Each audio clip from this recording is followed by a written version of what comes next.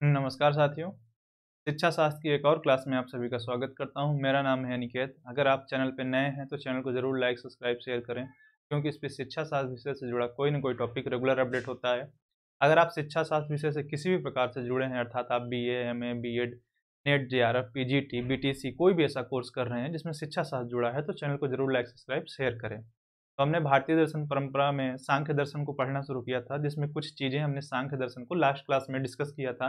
उसी चीज़ में आज हम इसके सेकंड पार्ट में आए हैं कि जो चीज़ें बची हैं, उनको डिस्कस करेंगे। तो जो लास्ट टॉपिक हमने यहाँ पे इसको छोड़ा था जहाँ से, तो वो था दुःख त्रय। कि जो तीनों प्रकार के दुःख हैं, आधिदैविक, भौतिक और आध्यात्मिक। तो ये दुःख होते हैं सांख्य दर्शन के अकॉर्डिंग। इनसे क्या होता है कि आपको मुक्ति दिलाना है और आपका सर्वांगीण विकास कराना, यानी आपका जो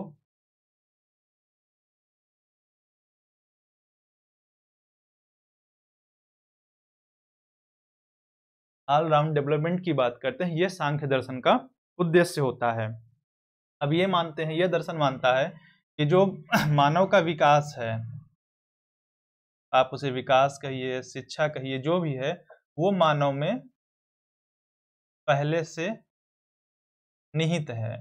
यानी वो चीज हम बाहर से नहीं डाल सकते हैं, वो प्राणी में पहले से ही है, बस उस चीज को बाहर निकालते हैं। और इस चीज के लिए उन्होंने जो अपना तर्क दिया वो दिया सत्कार्यवाद का। अगर याद हो तो सत्कार्यवाद वो होता है कि कारण में कार्य छिपा होता है, या कोई भी कार्य हुआ तो उसका कोई न कोई कारण होता है। अगर आप लोगों ने, कुछ लोगों ने स्टिमुलस रिस्पॉन्स थ्योरी पढ़ी है, तो स्टिमुलस रिस्पॉन्स थ्योरी क्या होती है? वो कहती है कि प्राणी के सामने कोई न कोई स्टिमुलस रखो। स्टिमुलस एक बाहरी तत्व है और उसके द्वारा कोई न कोई आप रिस्पॉन्स करते हैं तो कोई न कोई चीज सीखते हो। तो वो कहना चाहते हैं कि ज्ञान की प्रक्रिया जो है वो बाहर से अंदर की ओर हो रही है। लेकिन सांख्य दर्शन इसको विरोध करता है और वो कहता है ज्ञान की जो प्रक्रिया होती है वो अंदर से बाहर होती है। और मैं भी सांख्य दर्शन की, मेरा पर्सनल मानना है कि मैं सांख्य दर्शन से एग्री करता हूँ, क्योंकि अगर एजुकेशन वर्ल्ड की आप मीनिंग निकालते हैं तो ई और डू को दो वर्ड निकलते हैं। ई का मतलब अंदर से लिया जाता है, डू को मतलब बाहर निकालना होता है। अंदर से आपकी क्या निकाला जाता है? आपकी अंतर्निहित शक्तियों की। तो ये चीज हमारा सांख्य दर्शन हजारों साल पहले ही कह चुका है कि जो आपका विकास होता है वो आपके अंतर्निहित है, बस उस चीज को क्या करना है? बाहर निकालना है। तो सांख्य दर्शन क्या करता है कि स्टिमुलस रिस्पॉन्स थ्योरी को जस्ट अपोजिट यानी उल्टा करने की बात कहता है कि इस तरीके से क्या कर सकते हैं, आप ज्ञान को पा सकते हैं। अब ज्ञान मीमांसा में मैंने इसके 3 प्रकार के प्रमाणों की बात की थी, तो वही 3 प्रकार के प्रमाण जो ज्ञान प्राप्त करने के लिए हैं वो है प्रत्यक्ष, दूसरा है अनुमान और तीसरा है शब्द। तो इस जगत के लिए, जिसको यथार्थ ज्ञान बोला जाता है, उसके लिए इन तीनों प्रमाणों की आवश्यकता होती है। अगर हम भौतिक जगत या यथार्थ जगत के नॉलेज चाहते हैं तो हमें प्रत्यक्ष, अनुमान और शब्द तीनों प्रकार के प्रमाण की आवश्यकता पड़ेगी। लेकिन अगर हमें सिर्फ पुरुष तत्व का ज्ञान पाना है, हमें मुक्त होना है, तो हमें सिर्फ शब्द प्रमाण की आवश्यकता पड़ेगी, किसी और प्रमाण की आवश्यकता नहीं पड़ेगी। अब प्रत्यक्ष प्रमाण क्या होता है कि जब हम किसी चीज को अपने सामने देख के ही जान लेते हैं। और इसमें क्या होता है कि जब प्रत्यक्ष प्रमाण हम कार्य हमारा एक्टिव होता है तो हमारी मन, बुद्धि, अहंकार और आत्मा, ये चारों क्रियाशील होते हैं। और प्रत्यक्ष प्रमाण के 2 प्रकार होते हैं, एक होता है सविकल्पक और एक होता है निर्विकल्पक। दोनों में अंतर बस ये होता है कि सविकल्पक में होता है कि जब हम कोई बात कहते हैं, हम कोई प्रमाण देते हैं तो उसके गुण विशेषता और हर चीज के बारे में जस्टिफिकेशन देते हैं, बताते हैं। और निर्विकल्पक में हम सिर्फ उस चीज को बता देते हैं, जैसे मैंने कहा कि सामने गाय है। लेकिन जब हम सविकल्पक कहेंगे तो हम उसकी गुण विशेषता क्या है, गाय किस रंग की है, उसके कोई शारीरिक दोष तो नहीं है, इन सारी चीजों की जब हम बात करेंगे तो वो हमारा सविकल्पक हो जाता है। अनुमान प्रमाण क्या होता है कि ये आधारित होता है प्रत्यक्ष प्रमाण पे ही। अगर प्रत्यक्ष प्रमाण ना हो तो अनुमान प्रमाण एक्टिव नहीं हो पाएगा। तो कह सकते हैं कि अनुमान प्रमाण क्या है, प्रत्यक्ष प्रमाण का एक विकसित रूप है, डेवलप फॉर्म है।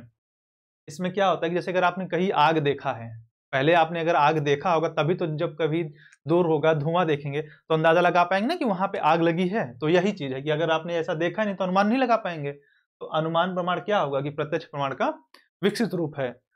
इसमें क्या होता है कि आप अनुमान लगाते हैं किसी चीज को देख के कि हाँ यहाँ पे ये हो सकता है या ये हुआ होगा। इसके भी दो प्रकार हो जाते हैं अनुमान के, एक होता है विहित और एक होता है अविहित। अब इन दोनों में क्या अंतर है?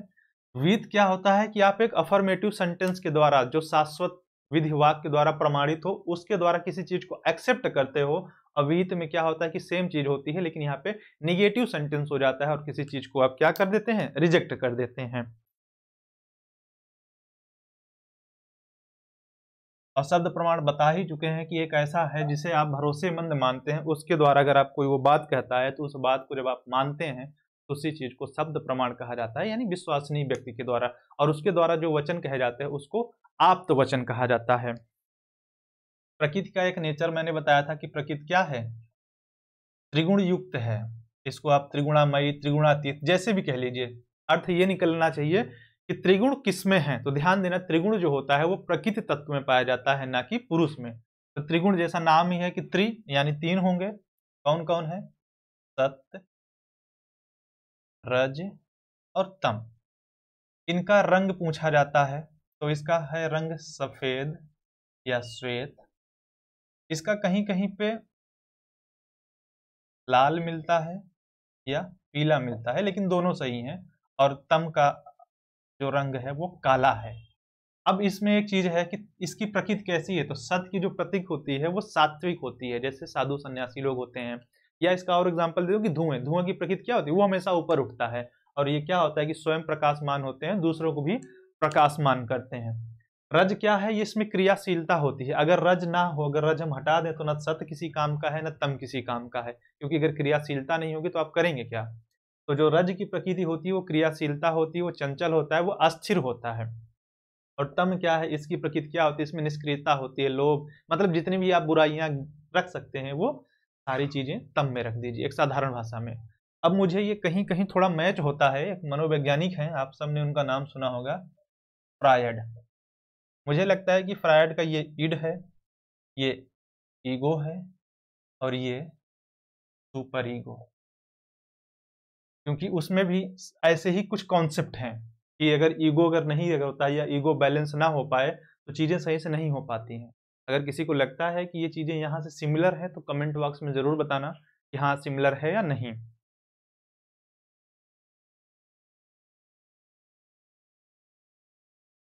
यहाँ पे ज्ञान प्राप्ति की जब साधन की बात करते हैं तो यह दर्शन योग के अष्ट नियम कौन से हैं? यम, नियम, आसन, प्राणायाम, प्रत्याहार, धारणा, ध्यान, समाधि को एक्सेप्ट करता है। अब ध्यान देना कि योग जो है वो द्वितीय भाग यानी सांख्य दर्शन का एक रूप है। सांख्य और योग दोनों एक ही हैं, बस ये है कि सांख्य में चीजें सैद्धांतिक पक्ष पे ज्यादा जोर दिया गया है, और योग क्या होता है कि सांख्य के जो सैद्धांतिक पक्ष है उनका व्यवहारिक रूप देता है। तो इस कारण इन दोनों को जुड़वा बहने भी कहा जाता है। और अब आगे जब आप योग दर्शन पढ़ेंगे तो पाएंगे कि बहुत सी चीजें सांख्य दर्शन की हूबहू वहां पे रख दी गई हैं, और योग दर्शन की बहुत सी चीजें सांख्य में आपको मिलेंगी। तो दोनों कॉमन है। इसके अलावा योग दर्शन का अब यहाँ पे एक जिक्र हुआ तो एक नाम जान लीजिए, इसको शेषरवादी सांख्य कहा जाता है। क्यों कहा जाता है शेषरवादी? क्योंकि इसमें एक तत्व ईश्वर बस जुड़ जाता है, 25 तत्व से 26 हो जाते हैं। और इसको निरीश्वरवादी योग कहा जाता है, क्योंकि इसमें उस एक तत्व जो ईश्वर यहाँ पे जुड़ता है उस ईश्वर का यहाँ पे अभाव होता है। तो ये हो गए।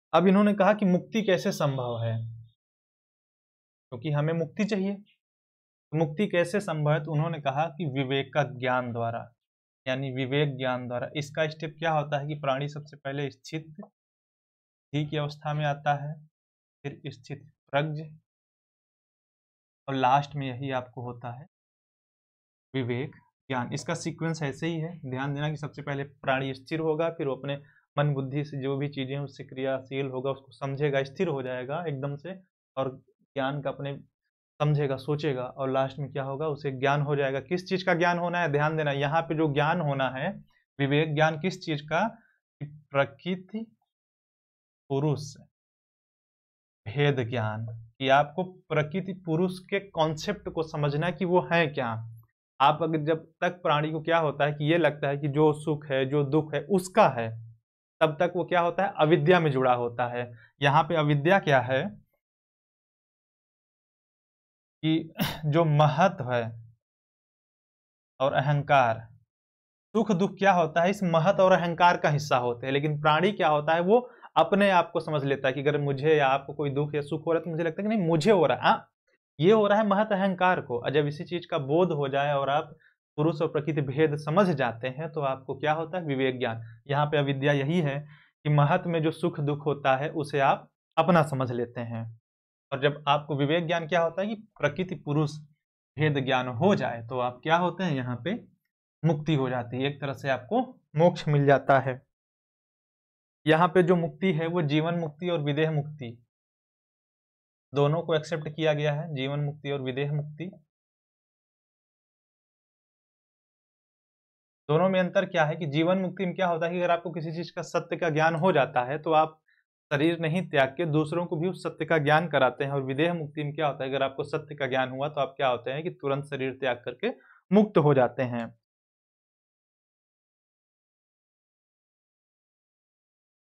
अब यहाँ पे क्या है कि मन बुद्धि अहंकार इनको अंतःकरण के रूप में जाना जाता है। इस दर्शन में अंतःकरण के रूप में अगर पूछा जाए अंतःकरण क्या है, तो वो कहते हैं कि मन बुद्धि अहंकार जो तीनों का सम्मिलित रूप है उसको यहाँ पे अंतःकरण कहा जाता है। अब हम बात कर लेते हैं शिक्षक की।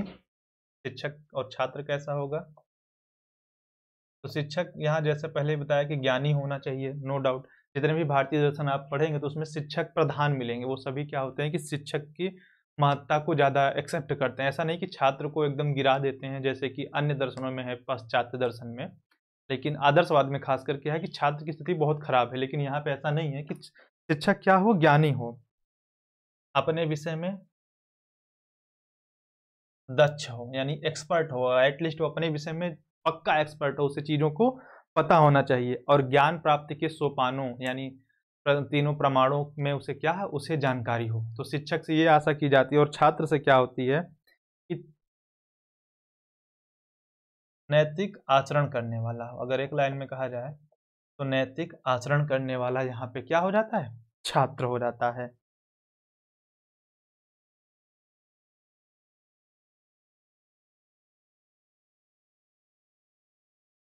और एक चीज यहाँ पे जो ज्ञान शब्द है कि ज्ञान है, तो यहाँ पे इस ज्ञान को भी दो तरीके से कहा जाता है कि अगर कोई वैध ज्ञान है और अवैध ज्ञान है, उसमें भेद कैसे हो। तो यहाँ पे वैध ज्ञान को प्रमा की संज्ञा दी गई है और अवैध ज्ञान को अप्रमा की संज्ञा दी है।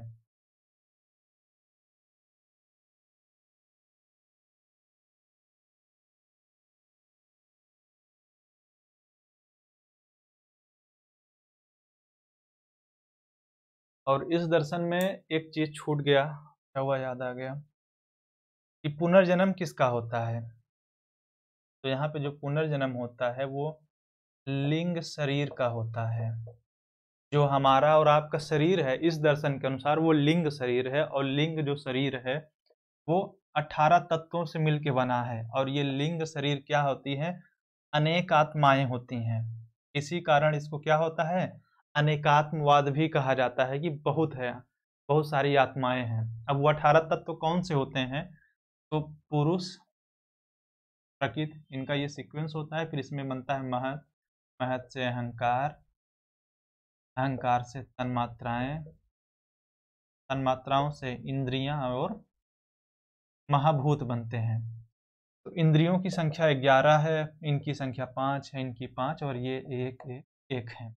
तो 11 इंद्रियां, 5 तन्मात्राएं और महत अहंकार यानी पुरुष प्रकृति और महाभूत को हटा दीजिए तो जितने तत्व बनते हैं बचते हैं वो हो जाते हैं 18 और उन्हीं से बनता है हमारा लिंग शरीर। सांख्य दर्शन यहीं पे समाप्त होता है। नेक्स्ट क्लास में हम वेदांत दर्शन पे आएंगे, शंकराचार्य के अद्वैत वेदांत पे। और एक बार फिर से दोहरा रहा हूँ कि अगर आप चैनल पे नए हैं तो चैनल को जरूर लाइक, सब्सक्राइब, शेयर करें, क्योंकि इस पे शिक्षा शास्त्र विषय से जुड़ा कोई ना कोई टॉपिक रेगुलर अपडेट होता है।